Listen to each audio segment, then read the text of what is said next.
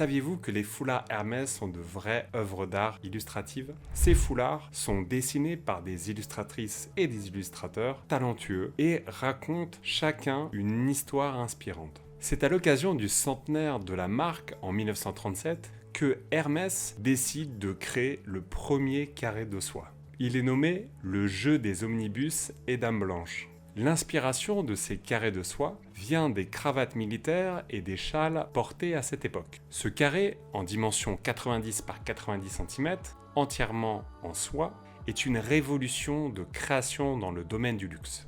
Il marquera l'histoire d'Hermès et deviendra la signature de la marque. Chaque foulard Hermès est conçu comme un tableau. Un illustrateur dessine à la main une illustration, puis il est imprimé grâce à une technique de sérigraphie qui permet d'appliquer plusieurs couches de couleurs dans le but d'obtenir une illustration finale. Et je ne sais pas si vous avez remarqué, mais il y a un élément qui revient régulièrement sur les foulards. C'est un élément lié au milieu équestre, soit un fer à cheval ou une selle par exemple. C'est un hommage aux origines de la marque, car à la toute base, Hermès était un atelier de création de harnais. À chaque collection, c'est une célébration et une collaboration du savoir-faire de la marque et de l'imaginaire. Plus qu'un simple carré de soie, le foulard Hermès devient une œuvre d'art à porter. Et vous, est-ce qu'il y a un foulard que vous préférez en termes d'illustration? Si vous en avez, n'hésitez pas à me le dire en commentaire.